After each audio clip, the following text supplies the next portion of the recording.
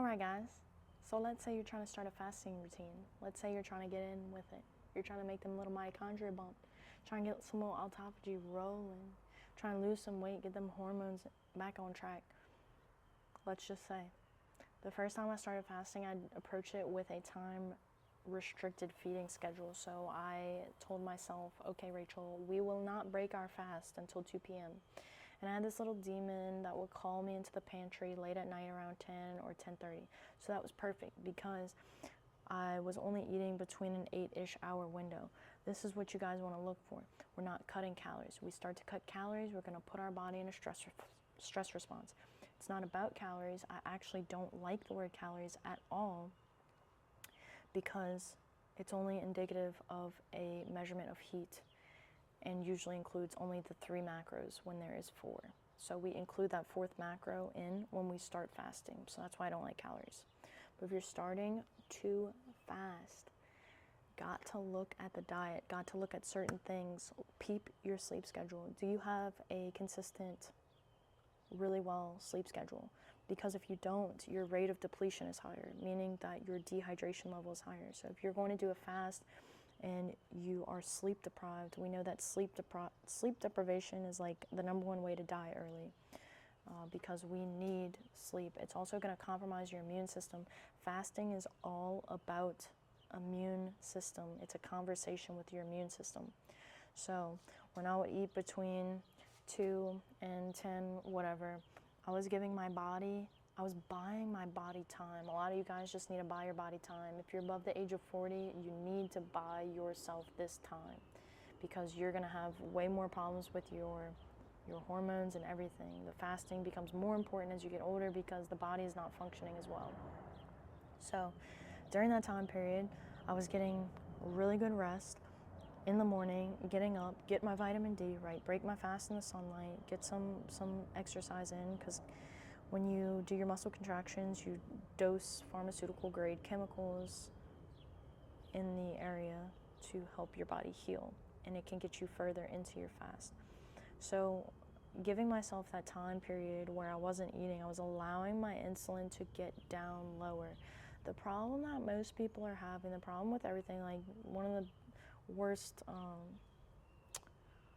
things we have going on is like PCOS. Like, it makes me so sad, but everybody's struggling with PCOS, and this is a form of insulin resistance, and it upsets me so much. So anyway, we're just going to talk about this. But insulin is being too high. These growth factors, this is also cancer risk, right? Growth factors, when the growth factors is turned on, it gives an okay for anything to grow. So tumor cells, okay, y'all can grow now because you're getting the signal that growth is okay.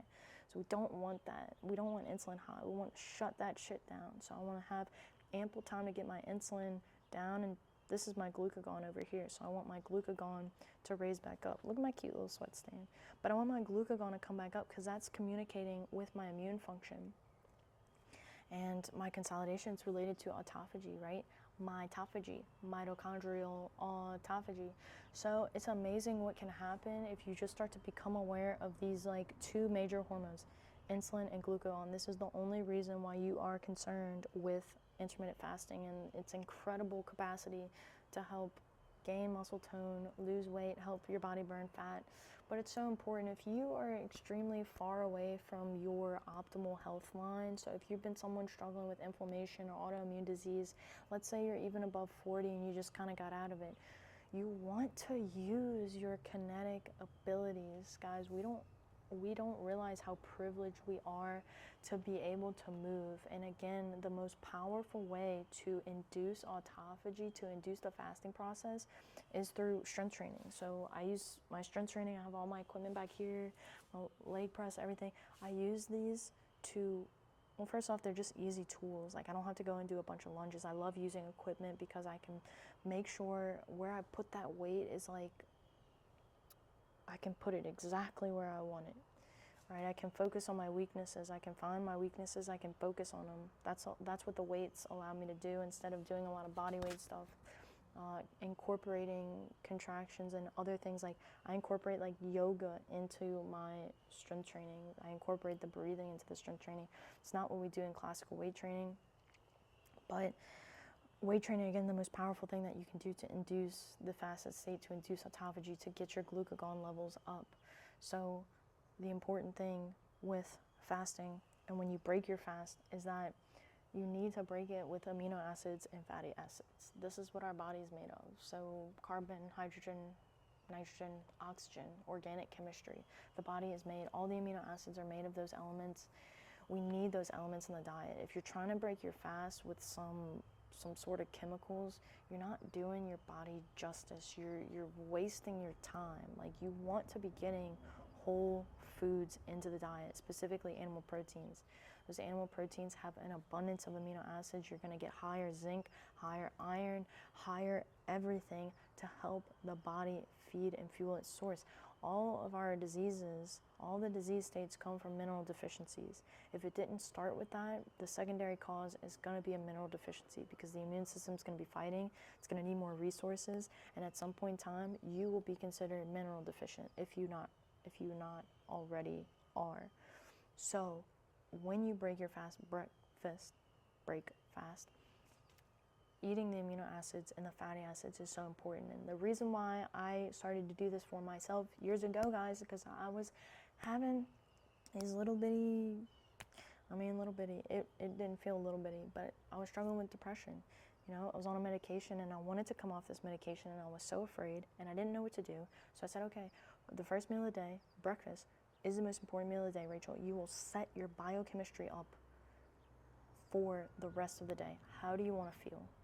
If you want to feel better, we have to eat the full profile of amino acids. We have to eat tryptophan.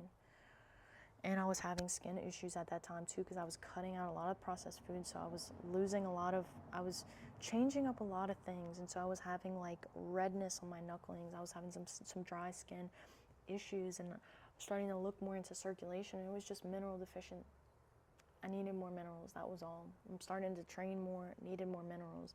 Starting to get more respiratory infections because I didn't have enough amino acids in my diet.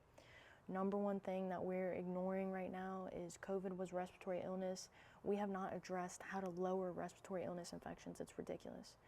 We need amino acids in our diet. We need amino acids and fatty acids. We need to learn how to feed our immune system. And this intermittent fasting or time-restricted feeding will help.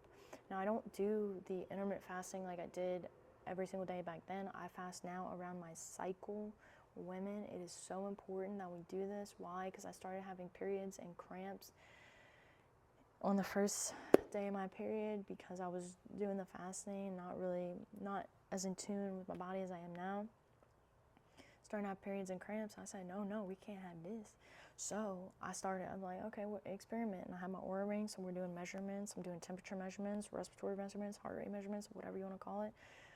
And I started eating way more amino acids, not fasting before my period, and my cramps and headaches went away. So I do that more so now as a woman. I think it's way more important to tailor your food diet and your training diet around your cycle and your period, because we know that if we can increase our fertility, we need to get our hormones on track. Fertility is all about hormones, so it's all about our healthy testosterone, healthy estrogen, healthy progesterone. Where do all these come from? Healthy cholesterol intake, healthy usage of the cholesterol, so training, using the cholesterol, getting out in the sun, upping the vitamin D levels, again, using the cholesterol. Like when we go in the sunlight, it's magic. I be talking about it all the time, but it's pure magic. There is so much that happens when you go into the morning sun. So that was how I was starting intermittent fasting. We've changed a lot over the years, but basically you do want to have a quality breakfast when you're starting to do that. And if you are trying to pick up a little routine and you can manage to stop eating around 5 p.m. or with the sunlight, cut it off early. You just want to maximize that period around your sleep. That's a sacred fasting time period. Sacred. It is so powerful. When you are in the fasted state, when you are well fed and in the fasted state, you are at the most deepest connected place with your body that you could be. You are in the highest communication with your energy sources. So your digestion is not turned on. Your body is not worried about anything else. It's kind of at more of a place of like inner peace and inner stillness. So I hope this was helpful for you. If you start to do fasting, listen to your body. You know, if you gotta go check with your doctor because you got a bunch of stuff going on, go check with your doctor. But you need to get these amino acids and fatty acids. This is our basic nutrition. And to be quite honest, sunlight is also basic nutrition. And so is exercise. We're designed to move. So, you know, go on a walk and thank your legs and thank your body for being able to move, because it's a privilege to be able to move. A lot of people cannot, are never able to move. Like the boy at LSU, he didn't have arms, you know. I can move my body. I'm so thankful. I go on the walk and I thank my body. I thank my eyes for being able to see in front of me. I thank my ears for being able to hear the birds and everything around me, and also just to protect me from if somebody's going to come up behind me or anything. Our bodies are so smart. They deserve so much love and appreciation. And when you go on a walk and when you move your body, you're showing this appreciation for your vessel. You are thanking your body for the strength that it always gives us. You know, we take advantage for even things like being able to sit up straight, you know. I mean, my posture muscles, I put my posture muscles on and my body takes care of me. You know, when I take care of it, it takes care of me. That's been the gist. So if this was helpful, please like, share, and subscribe. Share it with somebody who needs to hear this. And as always, I'm starting to put my Venmo down below. I take a lot of time, a lot of energy and effort to do a lot of research and reading, and I would really appreciate like any amount that you could possibly donate so that I can keep reading and researching and creating more content to put out. But yeah, as always, good luck.